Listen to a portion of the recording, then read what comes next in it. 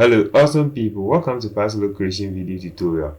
In this video, we are going to learn everything from scratch to create a church logo in Adobe Photoshop.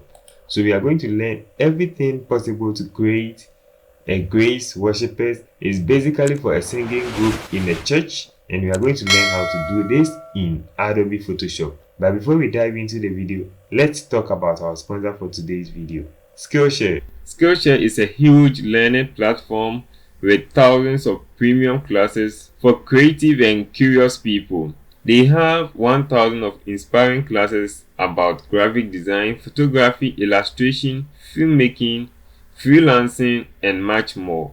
They offer 3,000 classes about Photoshop alone. One class that I really like is Photoshop Essentials, course from Danny Scott. He has almost 50 premium content for Photoshop class only. Unlike YouTube, Skillshare is 100% free of ads, so you can stay focused and follow wherever your creativity takes you. And for the first 1,000 people who join Skillshare from the link in the description below will get 1 month free trial premium membership. Join Skillshare to boost your creative today. I personally have a class there, so when you join Skillshare using the link, you also have access to my class, 1 month free premium to explore more from the top creatives and me as well. Now let's get back to our tutorial. So first of all, go to File, create a new document, and I'll choose 1280 by 720. Click on Create. A new canvas is going to open for you. Then I'll select all my colors that I'm going to use over here.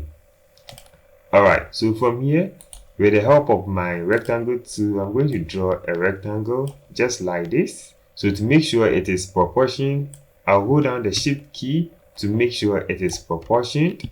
Then from here, I'll make sure this one is centered, and then I'll select my ellipse tool and I'll draw a different shape. Then I'll also make sure that this one is aligned to the center. Then I'll change the color of this to any color so that I'll be able to see the two different shapes that I have created. Alright, so from here, I'll make sure that this one is a little smaller like I have here. So from here too, I'm going to make sure that I'll select this, and then I'm going to drag in my rulers. And if you don't have the rulers, Ctrl R for the rulers, and I'll make sure this one is aligned to the center, so you can use the point over here to make sure it is aligned to the center. Alright, so from here, I'll select both of these, go to Layer, then under Layer, you will see Combine Shapes. Then I'll select Subtract Front Shape, and our front shape is going to be subtracted. So this is what we have now. Then from here, with the help of my shape tool, I'm going to draw two different shapes, and I will adjust the shape until I am happy. So when you are happy, make sure this one is aligned also. Then Ctrl J to make a duplicate, and then I'm going to rotate this, holding down the Shift key to keep it in proportion. Then click on the mark to accept changes. Alright, so from here, I'll select all the shapes again, go to Layer, and then subtract from Front Shape again, and we are going to have this. So basically, we have all our shapes ready. So right now, what we have left is to draw another ellipse, which it will give us a circle shape. Then select and drag it to a place where you are happy. Then from here, I will make it smaller until I am happy with the result. So when you are happy with the result, make a duplicate to the other side. And then also I'm going to select both of them, and I'll make a duplicate to the other side also. So right now from here, we have some people with hands jubilating, which means they are happy, and singing group are always happy. So that is the idea behind this logo. Alright, so we can see this one is a one shape. So when I try to change the color to any color, you see it affects all of them. Alright, so from here, there are so many ways to fill this one with different colors, but we can see this one is a whole shape. So when I try to change the color to anything, you can see it affects all of them. So what I can do from here is that I'll right click, and then I'll convert, and then I'll convert this one to a smart object. Click on it, and then from here, I'll select my rectangular macro tool, make a selection around one place, Ctrl J to make a duplicate, select the shape again, and then I'm going to make another shape around the other one. Ctrl J to make a duplicate, and then I will repeat that one to the same last shape. Alright, so from here I have my 3 different shapes. So from here I have my shapes on the different layers. So to change the color of it, I'll first of all select this one, then I'll go to FX, and then I'll select color overlay, click on it, and then from here I can change the color to maybe this. Click on OK to accept changes. So from here I have the color overlay on this, so I can hold down the Alt key and then drag this effect onto a different one. So I will repeat this for all of them.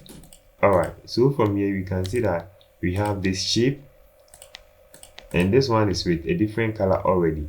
Then from here I will double click on the color overlay and then change the color of the two sides also. So I'll change this one to blue and the last one to red also. Alright, so from here I love it changing the colors of this. This simple, just double click on the thumbnail and you have the option to select the same color. So when you select the same color, you can see that we have some problem over here. So I would like to make this one stand out. So what I will do is that I will double click on this layer or go to FX. You are going to get the same thing. Apply a drop shadow, and with the drop shadow you are going to get something like this. So adjust the shapes and then make sure this one comes in. I don't want any distance, so I'll just drag in just like this, and you can copy the settings over here. 3 0, let me make this one 5, and then click on OK. So right now we have a drop shadow over here. So with a drop shadow I can make a duplicate, I can make copies. So I'll also drag and make copies to all of them so that I'll have the drop shadow on the rest also. But you can see that the drop shadow is changing its faces. So I'll double click on this, and then you will see use global light. Uncheck that, and then you have the option to move this one to where you want it to be. Alright,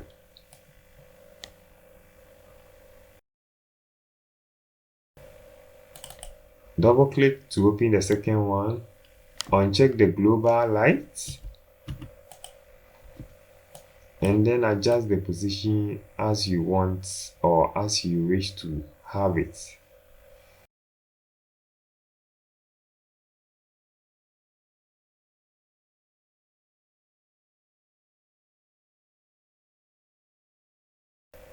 Alright, so for me I can click on this and double click on the thumbnail to change the colors for all of them.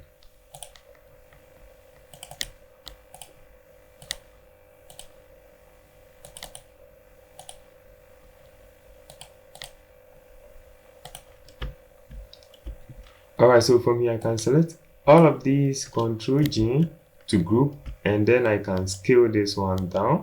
So I have my nice icon for the logo. So what is left is to add my text.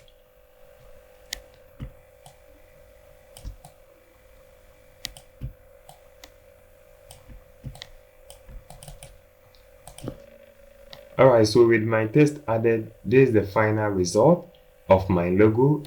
And one more last thing that I will do is I'll select the group and select the rest of the text and make sure that this one is aligned. Alright, so from here, this is how you can make a decent church logo in Adobe Photoshop. If you would like to see more of this, then please click on the subscribe button if you haven't, and also give this video a thumbs up. Until next time, please check your screen. The 2 videos will pick for you to enjoy next. We love you.